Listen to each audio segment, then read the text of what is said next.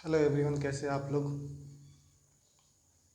आप सभी को स्वतंत्रता दिवस की हार्दिक शुभकामनाएं। आज की इस वीडियो में हम देखेंगे ग्रुप डी के चैप्टर जो एटॉमिक स्ट्रक्चर, उससे जो न्यूमेरिकल बेस्ड क्वेश्चन आता है उसको हम आज सॉल्व करने की कोशिश करेंगे। न्यूमेरिकल बेस्ड क्वेश्चन में जो है वह किस टाइप का क्वेश्चन आता है उसको हम देखेंगे और थोड़ा सा एटॉमिक स्ट्रक्चर या परमाणु संरचना के बारे में बताऊंगा कि ये क्या है। ठीक है, तो सबसे पहले मैं न्यूमेरिकल की बात कर रहा हूँ, तो न्यूमेरिकल ही मैं स्टार्ट करूँगा और जो प्रश्न आते हैं, ठीक, उसको मैं बताऊंगा। जो ग्रुप डी में लगभग प्रश्न आ चुके हैं उस टाइप के क्वेश्चन को मैं बताने का कोशिश करूँगा। तो सबसे पहले जो फर्स्ट क्वेश्चन आता है, जो जनरल क्वेश्चन आता है ग्रुप डी में, तो फर्स्ट क्वेश्चन जो मैं बताने जा रहा हूँ, जो फर्स्ट क्वेश्चन आता है, जैसे मान लीजिए कोई एलिमेंट दिया हुआ है, सिंपल में एलिमेंट, ठीक है, और इस टाइप का कोई भी एक एलिमेंट दिया हुआ है, मान लीजिए इस टाइप का कोई भी एक एलिमेंट दिया हुआ है, या और मैं एक एलिमेंट लिख देता हूँ। जैसे मान लीजिए एलिमेंट ये है और इस एलिमेंट का जो है, तो इस एलिमेंट में ज़्यादातर मैंने इस टाइप का एलिमेंट दिया रहेगा इसमें, और इस टाइप का क्वेश्चन रहेगा। इसमें पूछिएगा कि आपको कुछ भी पूछ सकता है। इसमें आपको पूछ सकता है कि प्रोटॉन की संख्या क्या होगी, न्यूट्रॉन की संख्या क्या होगी, इलेक्ट्रॉन की संख्या क्या होगी, तो ये पूछ सकता है इसमें, या मात्रा संख्या क्या होगी। ठीक है, तो अब हम लोग इसको देखते हैं कि किस तरह से इसमें हम इलेक्ट्रॉन, प्रोटॉन और न्यूट्रॉन की संख्या को ज्ञात कर सकते हैं। तो बहुत ही ईजी प्रोसेस है जो मैं बताऊंगा। ठीक है, एलिमेंट के ऊपर जो नंबर होता है उसको हम लोग बोलते हैं मात्रा संख्या, यानी मास नंबर। क्या बोलते हैं इसको? मास नंबर, यानी मात्रा संख्या या द्रव्यमान संख्या। बहुत मात्रा संख्या या द्रव्यमान संख्या। ठीक है, और एलिमेंट के नीचे की ओर जो नंबर होता है उसको हम लोग बोलते हैं एटॉमिक नंबर। एटॉमिक नंबर यानी परमाणु संख्या। एटॉमिक नंबर को क्या बोलते हैं हम लोग? परमाणु संख्या। अब इस परमाणु संख्या को और क्या क्या हम बोल सकते हैं, और इस परमाणु संख्या को और क्या क्या हम बोल सकते हैं, तो यहाँ पर इस परमाणु संख्या को हम बोल सकते हैं, आप देखिए परमाणु संख्या में क्या क्या, इसको और क्या बोल सकते हैं। तो ये होता है आपका इलेक्ट्रॉन का संख्या, इलेक्ट्रॉन नंबर भी होता है, और ये आपका प्रोटॉन नंबर भी होता है। ठीक है, तो एलिमेंट का जो नीचे, तत्व के नीचे जो नंबर होता है वह नंबर को क्या क्या बोलते हैं हम लोग? एटॉमिक नंबर बोलते हैं, इलेक्ट्रॉन की संख्या बोलते हैं, और प्रोटॉन की संख्या बोलते हैं। और जो तत्व के ऊपर में जो नंबर होता है उसको हम लोग बोलते हैं मास नंबर। तो सबको आसानी से समझ में आ गया। ये जो 92 है नीचे वाला नंबर, ये हो जाएगा एटॉमिक नंबर, इलेक्ट्रॉन की संख्या, प्रोटॉन की संख्या, और जो एलिमेंट के सबसे ऊपर जो नंबर होता है उसको हम लोग बोलते हैं मास नंबर। ठीक है, अब हम लोग न्यूट्रॉन की संख्या कैसे निकालेंगे? तो न्यूट्रॉन की संख्या बहुत ही ईजी है। न्यूट्रॉन की अगर संख्या आपको निकालनी हो तो न्यूट्रॉन की संख्या निकालने के लिए बस मास नंबर से एटॉमिक नंबर को माइनस कर देंगे, यानी 238 माइनस 92। इस तरह से माइनस करने के बाद हम लोग क्या होगा कि यहाँ पर न्यूट्रॉन की संख्या निकल जाएगी, यानी यहाँ पर जो न्यूट्रॉन होगा वह 146 हो जाएगा। यहाँ पर जो न्यूट्रॉन होगा वह कितना हो जाएगा? 146।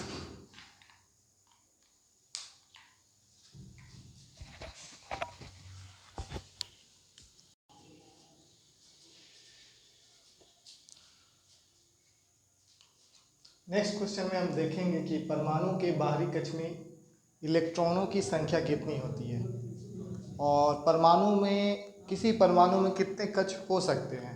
जैसे मैं एक एलिमेंट लेता हूँ एल्यूमिनियम, एल्यूमिनियम जिसका परमाणु संख्या होता है 30, जिसका परमाणु संख्या होता है 30। तो सबसे पहले हम लोग इलेक्ट्रॉनिक विन्यास सीखेंगे कि इसका इलेक्ट्रॉनिक विन्यास कैसे करेंगे। तो किसी भी तत्व का इलेक्ट्रॉनिक विन्यास जानने के लिए हमको ये जानना होता है कि उसके प्रथम ऑर्बिट, सेकेंड ऑर्बिट और थर्ड ऑर्बिट, यानी प्रथम कक्ष, सेकेंड कक्ष और थर्ड कक्ष में कितने इलेक्ट्रॉन होंगे, ये हमको जानने होंगे। उसी हिसाब से हम लोग इलेक्ट्रॉनिक विन्यास करते हैं। तो इलेक्ट्रॉनिक विन्यास जो करने का प्रोसेस है उसमें जो परमाणु के ऑर्बिट में कितने इलेक्ट्रॉन होते हैं इसको जानने के लिए एक नॉर्मल सूत्र होता है, ये होता है 2n², जहाँ n बराबर होता है नंबर ऑफ ऑर्बिट, n बराबर होता है नंबर ऑफ ऑर्बिट, ऑर्बिट यानी कक्षों की संख्या, कक्षों की संख्या। n बराबर होता है नंबर ऑफ ऑर्बिट यानी कक्षों की संख्या। तो इससे हम पता कर सकते हैं कौन से कक्ष में कितने इलेक्ट्रॉन होंगे। जैसे हमको प्रथम कक्ष में कितने इलेक्ट्रॉन होंगे ये पता होगा तो निकालना है। अगर फर्स्ट कक्ष में कितने इलेक्ट्रॉन होंगे तो 1n के जगह हम 1 बैठाएंगे। तो प्रथम कक्ष में 2 इलेक्ट्रॉन होंगे। अगर हमको द्वितीय कक्ष में निकालना हो कितने इलेक्ट्रॉन होंगे तो द्वितीय कक्ष में 2 बैठाएंगे, यानी द्वितीय कक्ष में 8 इलेक्ट्रॉन होंगे। अगर तृतीय कक्ष में हमको निकालना हो तो उसी तरह 3 बैठाएंगे हम, यानी 18 इलेक्ट्रॉन होंगे।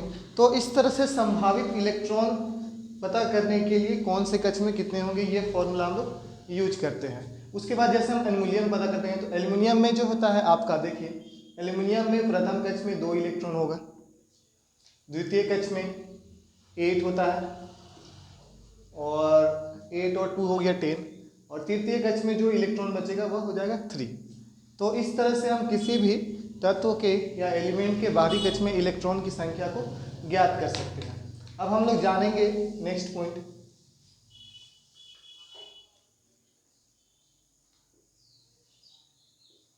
परमाणु संख्या क्या है। परमाणु संख्या क्या है जिसको हम लोग एटॉमिक नंबर बोलते हैं। एटॉमिक नंबर क्या है? किसी तत्व में स्थित कुल प्रोटॉनों की संख्या को या किसी तत्व के केंद्रक में स्थित कुल प्रोटॉनों की संख्या को हम लोग बोलते हैं एटॉमिक नंबर। तो किसी भी तत्व में जो प्रोटॉन की संख्या होगी उसी को हम लोग एटॉमिक नंबर बोलते हैं। अब हम देखते हैं थर्ड पॉइंट हम लोग का जो हो गया। उसके बाद फोर्थ पॉइंट क्या है? Mass number. मास नंबर यानी द्रव्यमान संख्या।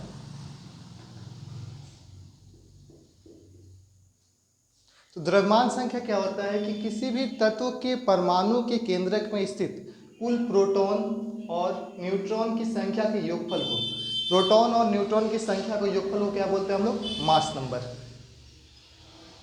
और इलेक्ट्रॉन मास नंबर बोलते हैं। अब यहाँ से हम लोग देखते हैं कि आइसोटोप क्या है। आइसोटोप क्या है? आइसोटोप को हम लोग हिंदी में समस्थानिक बोलते हैं। तो आइसोटोप क्या है देखिए, तो ऐसे तत्व या परमाणु जिनके केंद्रक में प्रोटॉन की संख्या तो समान होती है लेकिन द्रव्यमान संख्या भिन्न होता है। प्रोटॉन की संख्या तो समान होती है लेकिन द्रव्यमान संख्या भिन्न होता है, उन्हें आइसोटोप कहते हैं। जैसे हम देखते हैं हाइड्रोजन के 3 आइसोटोप होते हैं।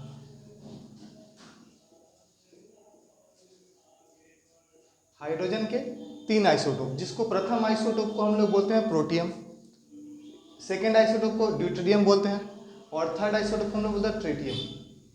प्रथम जो आइसोटोप होता है उसको हम लोग साधारण हाइड्रोजन भी बोलते हैं और इसमें न्यूट्रॉन की संख्या होती है 0। न्यूट्रॉन की संख्या 0 होती है क्योंकि हम लोग चेक करते हैं 1 - 1 तो 0 ही होगा। न्यूट्रॉन की संख्या होती है 0। तो ये हाइड्रोजन के 3 आइसोटोप होते हैं। उसी तरह हम लोग का कार्बन के 3 आइसोटोप होते हैं और क्लोरीन के 2 आइसोटोप होते हैं और ऑक्सीजन के 3 आइसोटोप होते हैं। तो इस तरह से हम लोग आइसोटोप को भी देख सकते हैं। और नेक्स्ट पॉइंट है हम लोग का आइसोबार। आइसोबार क्या होता है हम लोग देखते हैं। आइसोबार, तो आइसोबार जो होता है इसमें जस्ट अपोजिट, इसमें क्या होगा कि आपका द्रव्यमान संख्या समान होगा लेकिन परमाणु संख्या भिन्न होगा। द्रव्यमान संख्या समान होगा लेकिन परमाणु संख्या भिन्न होगा। जैसे हम लोग देख सकते हैं किसी भी तत्व में, जैसे आप लिखते हैं कैल्शियम,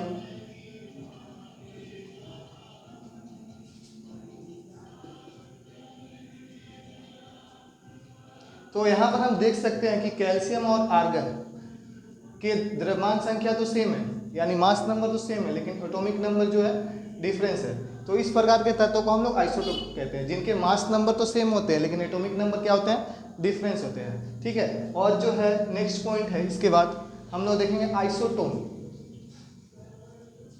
तो आइसोटोन क्या होता है? आइसोटोन में भिन्न तत्व होते हैं और आइसोबार में भी अलग अलग तत्व होते हैं। आप देख सकते हैं कैल्शियम और आर्गन है, तो आइसोटोन में भी अलग अलग तत्व होते हैं। तो ऐसे तत्व जिनमें न्यूट्रॉन की संख्या तो समान होती है, न्यूट्रॉन की संख्या तो समान होती है, लेकिन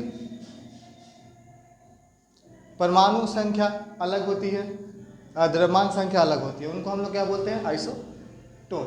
तो आज की वीडियो में इतना ही। Thank you.